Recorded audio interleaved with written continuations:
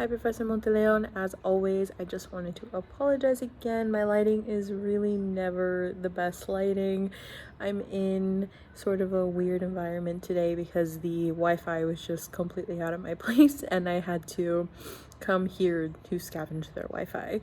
I am excited to be doing this assessment because I like making these videos and I just like talking about art and talking about my thoughts on it. And today I will be comparing, contrasting the two statues of David, one made by Michelangelo and the other made by Donatello. I hope you enjoy my video, and without further ado, here we go. Okay, so here we have Donatello's David, and the principal difference that I notice when looking at both of these sculptures, or personally I think is the biggest difference, is the medium that they chose to work with. Donatello chose bronze as he was skilled and masterful in that medium, and Michelangelo chose marble to do his sculpture of David. Something that I find really interesting is that the fact that Donatello's sculpture is in bronze, I think definitely characterizes it as specifically Renaissance work and as specifically early Renaissance, right? I think Michelangelo is definitely trying to go more for those classical influences with the whole Greco-Roman sort of statuesque, idealized, strong marble sort of thing. Let's see, but that was the first difference that I noticed. The other difference that I noticed is that while both of these things actually represent, I'm so sorry about the shaky movements, by the way, I'm recording with my iPad. But while both of these statues represent the same story, the story of David and Goliath, and about David being the underdog who went up against the humongous Goliath and with the power of God was able to defeat his enemies, they are also both a symbol of the Florence people, which I think is really cool actually, that they kind of see themselves in line with the story because of all of these things that they've conquered. I mean, to have three different people who were trying to conquer them and take away their freedoms and their right to think be essentially defeated by an otherworldly will is just so cool and interesting, and I found that really cool to be able to connect it to the two statues of David and the story of David and Goliath. Both of these statues were made to be a symbol of the Florence pride, so I can see really, I mean, just by looking at them, you can see why they were meant to be these sort of triumphant statues. Right here, you see, and I'll kind of talk about that. Right here, what you see with that is, you have this sort of peaceful expression here. I mean, if we zoom in, let me see how far I can zoom in right here. His hand is on his hip. I mean, in this David, you can kind of see him as, yes, of course, I defeated that. He definitely looks a little bit confident, or not even a little bit, he definitely looks more confident. He seems to have this expression that he knew that this was going to happen all along and he didn't have any doubts about it, which of course David in the original story didn't, because he placed his full trust in God to be able to get him through this. Looking a little bit at the bronze, you see David here looking softer and more childlike, I feel, than this David right here. But still talking about the expression. So his expression right here, I mean, this is the expression of someone who already has defeated their enemy. He is holding his sword, hand on the hip. He's in this typical contrapposto pose, kind of relaxed, and as we go down his body, we can kind of see the way that his body is telling the same story. I mean, you have these kind of supple curves meant to be very almost feminine, I would say, very youthful.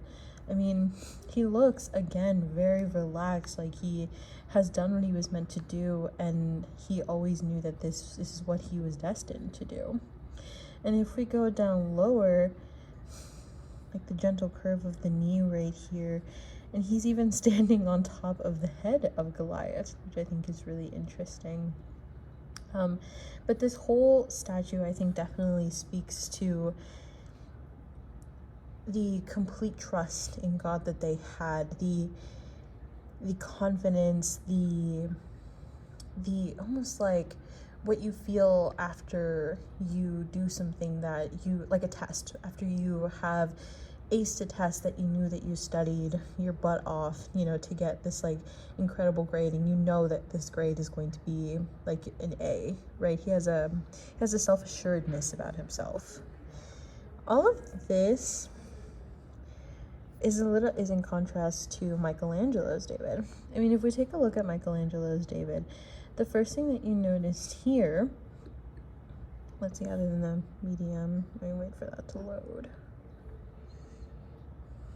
Oh gosh, I mean, that is just incredible. Being able to see his face up close like this is so just amazing. I love that. But, right off the bat, when looking at his face versus looking at the face of Donatello's David, you see that Michelangelo's David, he is definitely experiencing a lot more dramaticism in his expression. It almost looks worried the way that they furrowed the brows here, and you can see a little bit more of that, classical beauty, that idealism, as well as this, sort of humanism in his expression that I don't know if you really see maybe if you zoom in a little bit more in Donatello's David, but you can see the way that the brows are furrowing. I mean, in between right here, the crevice of his nose, and the way that the mouth is kind of becoming set in this sort of, I'm about to face the thing that I'm about to face, right? You can see his eyes as well. I mean, the way that the eyes, I mean, even looking at these lines right here, the ways that they're kind of scrunched to see his opponent, right?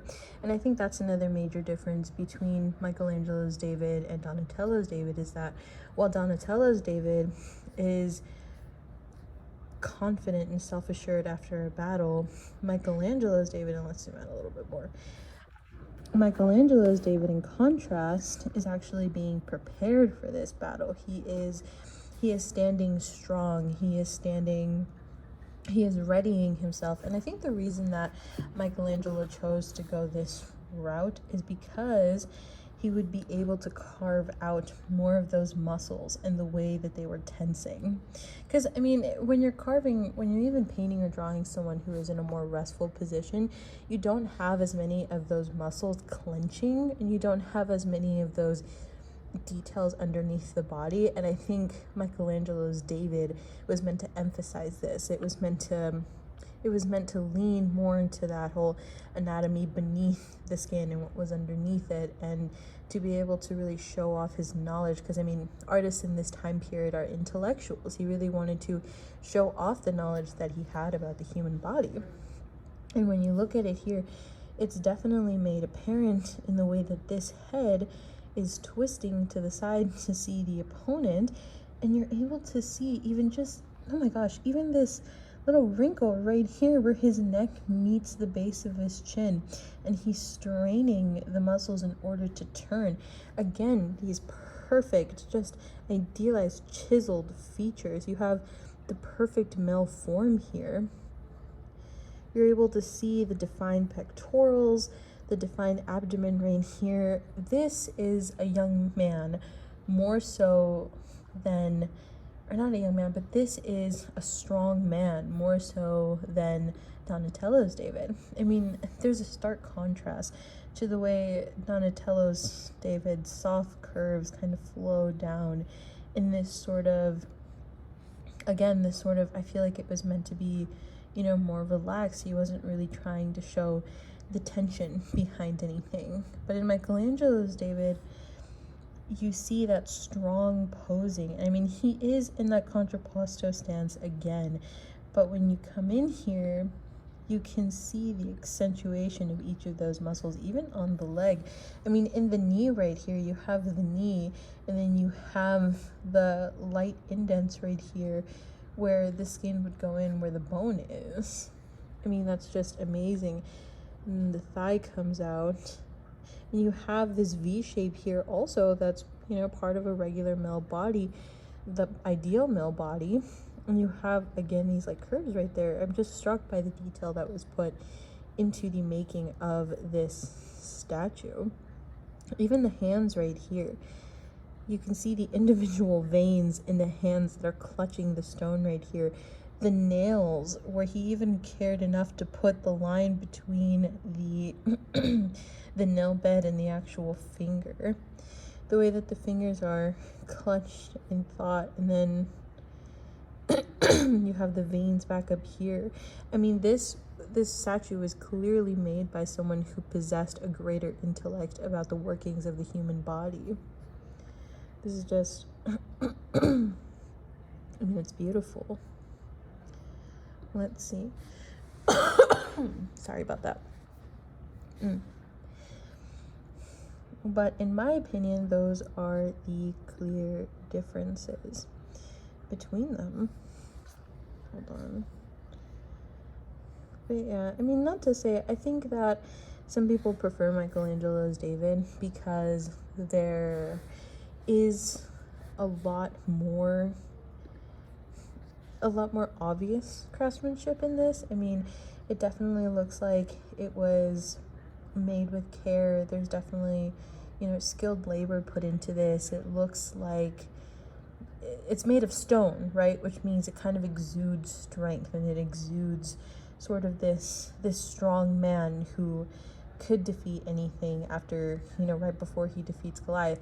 I would say even that because this moment is right before he hits Goliath, because he kind of exhibits that tension of he's now seeing Goliath. I would say that this is the moment that David is imbued with the Lord's strength. I mean, this sort of moment of everything swelling and tensing at once when you see him as he is about to throw the stone. And what I was saying was, what I was going to say was also that even though I feel like people prefer Michelangelo's David for the reasons that I listed before, I think that not enough is really said about Donatello's David. Because, I mean, even me, who I didn't really have much of an understanding of the High Renaissance or early Renaissance works of art, or even the statues that came out of this period of time before taking this class, the foremost statue that I think of when I think of those of like the Renaissance, or when I think of, marble statues, would be David. I mean, he is so famous. I think that not enough is talked about just how supple Donatello was able to make this statue made out of bronze. I mean, when you look closely right here, if you travel down below the face, I mean, you have this sort of softness to it almost. That's just crazy to me that it was made, it was cast out of bronze. You have this sort of abdomen right here that feels as though he really is just taking a breath, exhaling. You'll have the subtle curves right here of like the chest area, almost like breasts right up here. I mean, just that is just so incredible to me, and really interesting that he was able to do this again out of bronze. It's crazy to me that this is a hard thing that is,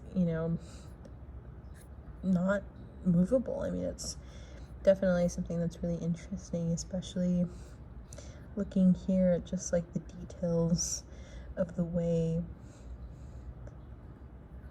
that he sculpted it. Let's see, even the hair right here. I mean, everything about this sculpture just definitely screams human, something that is going to get up and walk away. I mean, it says, humanity at its finest when it's trusting in God. I think that's beautiful. Something else, another major difference between the two statues is that David was actually made as this big, humongous sculpture, right? I mean, when you look at that kind of emphasis on humongous, because in comparison, I mean, they don't look like it now because they're kind of zoomed in these pictures, but in comparison, Michelangelo's statue was a lot bigger and a lot more grand because it was meant to be put up in like the rooftops and be seen from far away, so it would look like kind of one of the statues that were placed around it. But upon further expansion, they did end up, because it was so beautiful and so grand, they ended up putting it, you know, in a city square where a lot of people could see it. But I think the difference between that is this David is meant to be seen in the Florence capital, or you know, in Florence by the Florentine people, to be like, look at this grand symbol of our city of Florence. This thing that's kind of towering above us, that's looking down and guarding us. This story of us against the world, of us being, you know, Florence as David and the rest of Italy as Goliath, and no one will take this from us. This sort of, this idealistic strength, this, you know, just everything great and good about humanity. And I could see why the statue was made the way that it was, because it was meant to be towering over everybody. Now, in contrast, Donatello's statue is much smaller, and like I said, we've been talking about the whole, you know, it's much more supple, it's a little bit more human in my opinion, it's a little bit more relatably human, a little bit more beautiful, or at least, you know, a little bit more of that feminine beauty than Michelangelo's David. And I think this is because it was originally meant to be seen in a garden. I mean, it was originally commissioned by the Medicis for their own garden. And when you think about that, this David was meant to be seen in, like, right in front of you in kind of an intimate setting. So you could kind of take in all of it in the privacy of this garden, right? It wasn't meant to be seen by everybody. It wasn't meant to tower over anyone. It was almost meant to welcome you into this garden. It was a centerpiece. It was meant to exist among the feminine florals and, you know, all of the, I mean, everything else that was growing in there. It was meant to be a piece that kind of felt like the outside world. And I think that that's why also it was made smaller. It was made to look not just physically smaller, but the actual David in this one is meant to look smaller and more like a boy than the other David. But that kind of concludes my thoughts on the two statues. I thoroughly enjoyed this unit, and I appreciate you so much, Professor Monteleone, for putting all of these things together. And I hope you enjoyed my little video essay. Thank you.